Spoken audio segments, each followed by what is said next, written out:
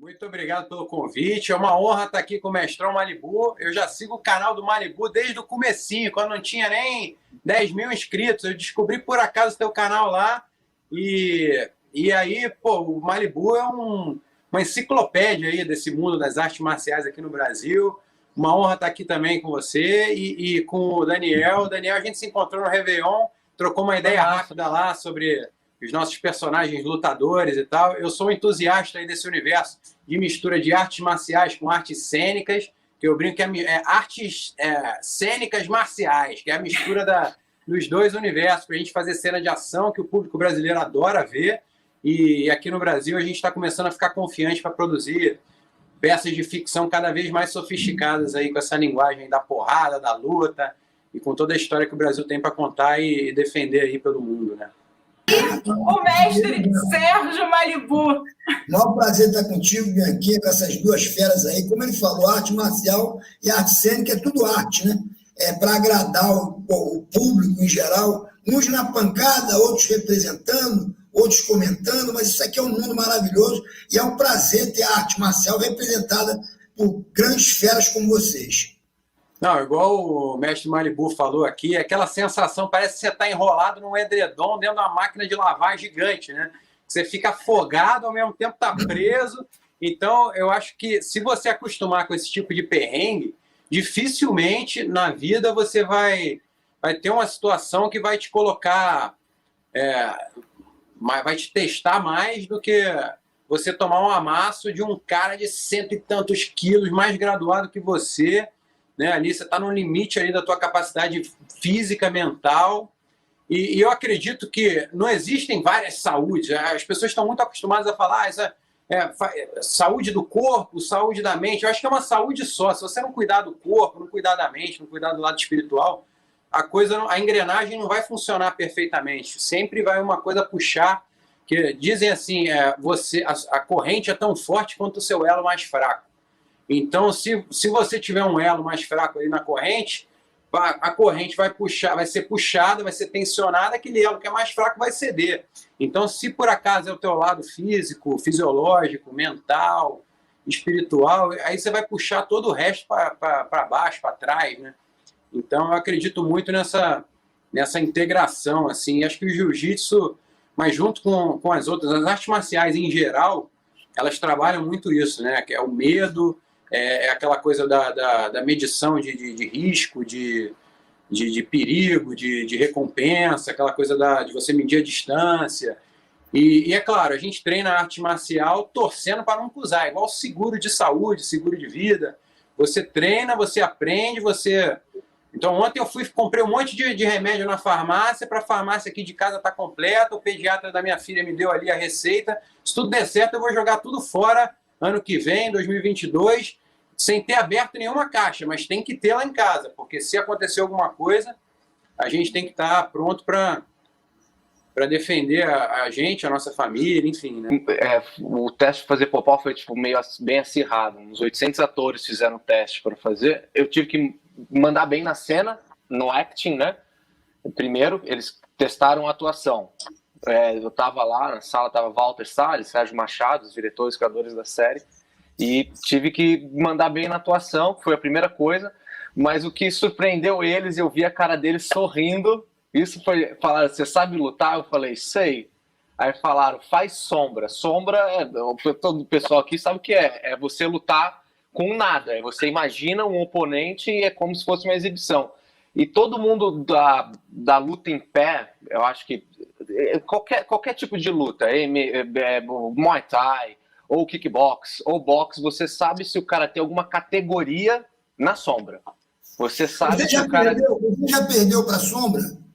Não. Mas já me desconcentrei bastante. Você faz sombra pensando em qualquer coisa.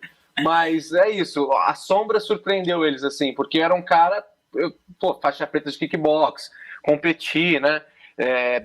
Era da juvenil, então não cheguei a ser... Quando eu fiz 18 anos, eu parei de lutar e só atuava. Virei ator, assim, me foquei mais no curso de teatro. Então, eu acho que a sombra foi o grande diferencial. E uma coisa que todo mundo pergunta, você era lutador, o que isso você leva para a vida de atuação?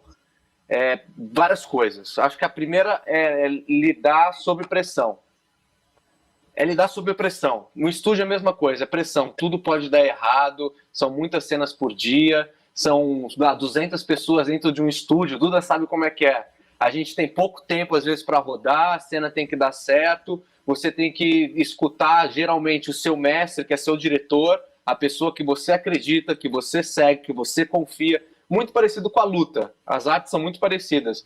É uma pessoa que você escuta, que você já conversou antes, que você já praticou com ele, que você já treinou, e na hora da luta, ou da cena, ou de qualquer gravação, é só o ação, é só o luta, é só o fight que vai diferenciar isso. Isso que você falou de pressão é super importante.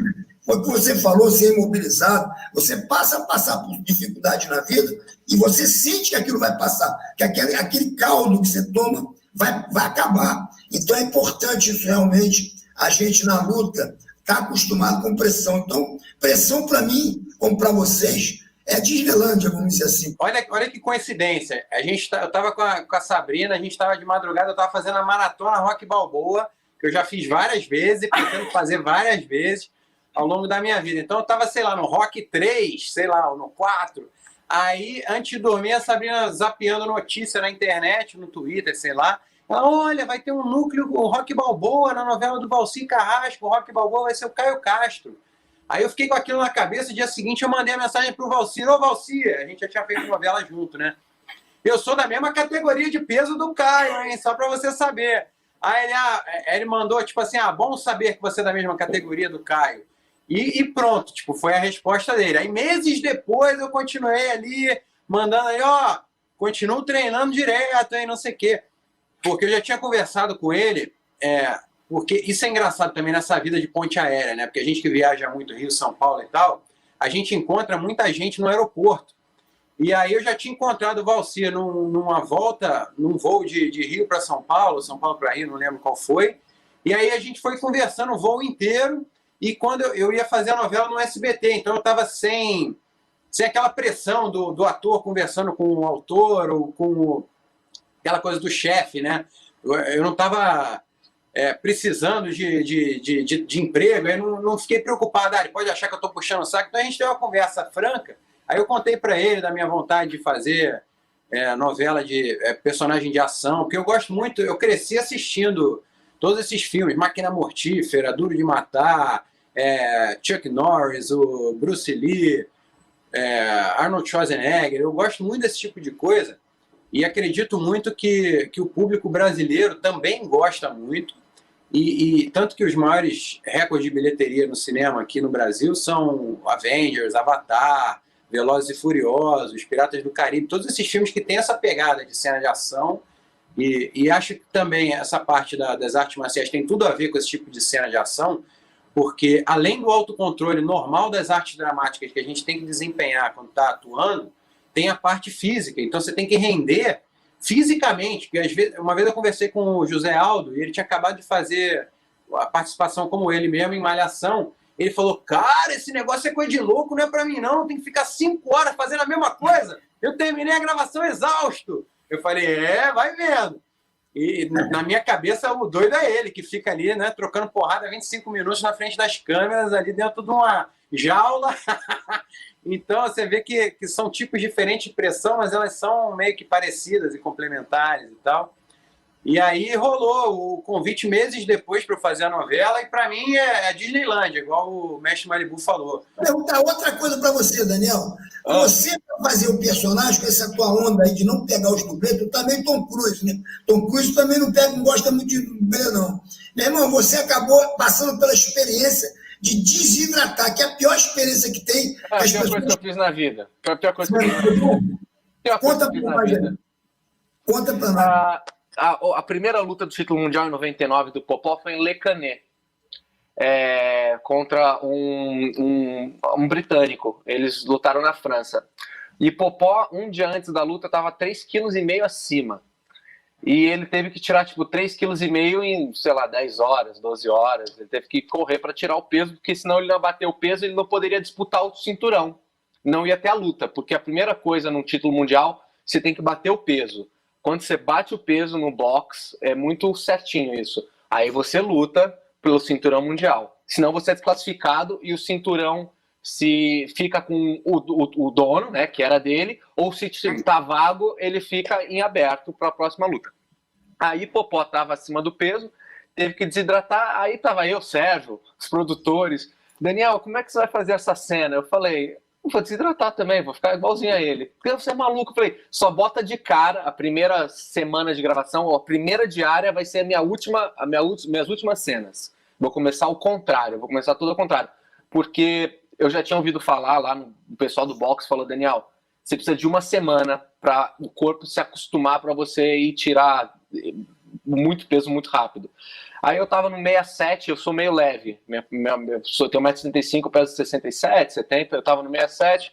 Aí no sábado, um dia antes, eu tava no 65 e não desci o peso. Aí eu falei, desidratar na sauna, 10 horas, sauna, treinar sauna, não comer, não beber água, 40 horas sem água. Cheguei e bati 60 e 200 no dia pra gravação. Foi tipo 5 quilos em 10 horas. Dói tudo, você já fica surdo, você não escuta nada. Mas como atua nesse momento, Daniel? Porque assim... Não atua, foi aquilo. Eu chorava de verdade, o pessoal botava tudo filmado. Eu chorava, meio que desmaiava, me carregavam. Tinha equipe médica, tinha um nutricionista, tava com uma equipe... um suporte muito correto, os produtores foram muito certos, mas eu quis fazer desse jeito. Eu falei, eu acho que eu não sei atuar isso, porque eu posso até ver alguns vídeos de alguns lutadores, mas não tem como atuar. Na verdade, eles levaram um dublê de corpo no dia.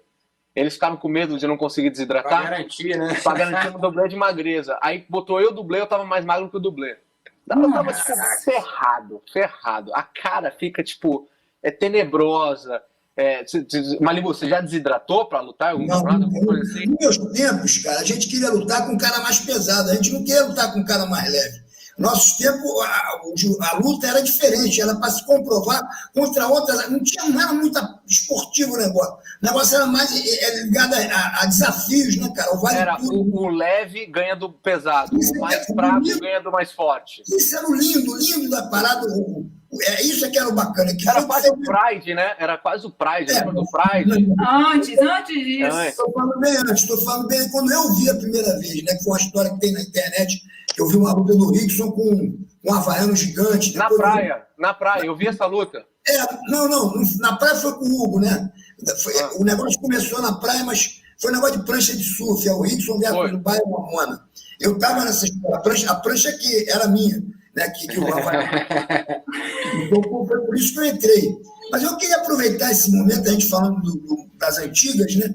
Eu queria saber do Duda, porque o Duda, né, ele treinou com o Verdun, Rafael Cordeiro, Edmilson Filho, quando estava na Califórnia. Queria que você falasse dessa experiência, mas eu queria que você também falasse da experiência de trabalhar no Rio Heroes, né, no filme do Jorge Pereira, que treinou comigo nas antigas, e foi realmente um dos casca-grossa da época, que fazia muito vale tudo, e acabou virando um filme, né? E você fez esse filme. Pode falar um pouquinho disso? Cara, o Jorge Pereira é uma figuraça também. E é aquela história do jiu-jitsu, do vale tudo raiz, né? Igual o povo fala hoje, raiz versus Nutella e tal, que é aquela coisa que hoje o povo chama de defesa pessoal, né? Que é diferente do jiu-jitsu competição. E aí, a temática inteira da série era exatamente essa coisa Tinha uma frase que eu nunca vou esquecer, do Rogério Garbim. O meu personagem era o Rogério Garbim, que é um aluno do Jorge Pereira, faixa preta dele e tal. E era o dono do galpão onde aconteceu o Rio Heroes. E foi no estacionamento do condomínio do Rogério Garbim, a primeira edição do Rio Heroes, porque o Rio Heroes começou no estacionamento de um condomínio. Esse foi um campeonato real que aconteceu em 2007, do resgate do Vale Tudo sem regras, né? Sem luva, sem divisão de peso, sem tempo e sem... Aí tinha uma frase que eu nunca vou esquecer da primeira temporada do Rio Heroes, que é assim, que luta de verdade que o cara luta com uma almofadinha amarrada na mão, que para de 5 em 5 minutos para receber conselho. Isso aí não é luta de verdade, isso aí é Mickey Mouse, é Disneylândia. Então tinha essa frase que era do Jorge Pereira. E aí eu fui conhecer a figura do Jorge Pereira de verdade no final da primeira temporada. E na segunda temporada a gente teve a honra de ter o Jorge preparando a gente para as cenas de jiu-jitsu durante toda a gravação da segunda temporada e tal. Então foi uma experiência incrível. Aí eu também fui lá para Miami, treinei na academia dele com ele, foi uma honra. Então toda essa coisa essa diferença, assim, tipo, ele falando assim também, hoje eu falei para ele, perguntei, uma dúvida pessoal minha, assim, na minha academia o pessoal sempre fala, isso aqui dá ponto, isso aqui não dá ponto, e eu como ator eu preciso aprender a arte real, porque se eu for fazer uma cena de luta, de briga de verdade na ficção, eu tenho que saber a técnica real, né? Isso sem falar de defesa pessoal. Aí ele falou, quem dá ponto é costureira, pô. Isso aí, o cara que toma uma cabeçada no pau do nariz nunca mais vai fazer guarda assim. Aí isso me impactou muito. Eu falei, cara, realmente, eu tenho que buscar o jiu-jitsu eficiente no treino, no rola da academia, em campeonato também, mas eu não posso esquecer o jiu-jitsu defesa pessoal, o jiu-jitsu como arte marcial mesmo. Então eu mantive o foco ali para tentar aprender dessas duas formas. Gente, uma pergunta para vocês dois, no caso, assim, a gente participou do Quarentena o Rigan Machado, que é um mestre de jiu-jitsu, que em Hollywood ele se tornou especialista em treinar as estrelas. Atores, assim, o Chuck Norris é o padrinho dele, foi quem colocou ele lá legalmente nos Estados Unidos, mas enfim, a lista é imensa, Pantera Negra, Scarlett Johansson, é uma lista absurda, mais de 100 caras. E ele contando o treinamento pra gente, é intenso, os caras sofrem muito. Aqui no Brasil, vocês têm esse tempo também de treinamento, esse tempo de dedicação, como funciona em Hollywood, ou não? Essa pergunta foi muito importante, muito legal. Eu acho que o Duda, por exemplo, em novela, eu fiz novela, eu acho que o tempo é menor, né? Eu acho que o tempo de preparação é mais curto, não sei o quê. Eu tive a sorte de ser escolhido muito antes do projeto ter começado, Irmãos Freitas. Eu tive muito tempo para treinar. Então eu fazia 2 treinos por dia. Eu ia na Nobre Arte treinar com o Cláudio para entender a essência do boxe. Eu ia para o Badola, Claudinha. que Claudinho Coelho. Eu ia para o Badola, que era ex-atleta da seleção brasileira, Atenas, sabe? Foi atleta olímpico. Então eu tive um tempo para estudar profundamente o boxe. Por exemplo, o Rigan, eu tive a honra também de conhecer pessoalmente, a conhecer pela internet, agora nessa minha última viagem esse ano lá para Califórnia, e fiquei bastante lá com o mestre Ele que tá treinando o Robert Pattinson, não tá agora pro Batman? Tá treinando. Sim. Esse eu quero ver, hein? Esse eu quero ver. Robert Ele falou, Daniel, que todo mundo vai se surpreender. Não, o melhor Batman de todos os tempos, foi o que ele falou. Tomara. É impossível superar o Batman do Nolan. Batman do Nolan é uma obra-prima, né? As últimas 3 gerações. Mas dando um exemplo, o Rigan participou do primeiro treinamento do Keanu Reeves para o John Wick 1. O John Wick, para mim, é um filme que marcou divisor de águas, nesse clichê clássico aí das entrevistas. Divisor de águas dentro do cinema de ação. Já viu o treino dele, do Keanu Reeves? E aí, então, o Keanu Reeves tinha 8 preparadores diferentes. Durante 6 meses ele tinha um preparador. O Rigan foi o preparador de luta agarrada dele, no John Wick 1. Então tinha um preparador de luta de faca, preparador de tiro, preparador de direção defensiva e ofensiva. E aí começaram a preparação intensa durante 6 meses. Então é difícil ainda a gente imaginar um nível de preparação assim. Então aqui é meio cada um por si, na grande maioria dos casos. Então a gente tem que se manter, né, Daniel, preparado. Malibu! Malibu! Malibu! Malibu! Malibu! Malibu! Malibu! Malibu! Malibu!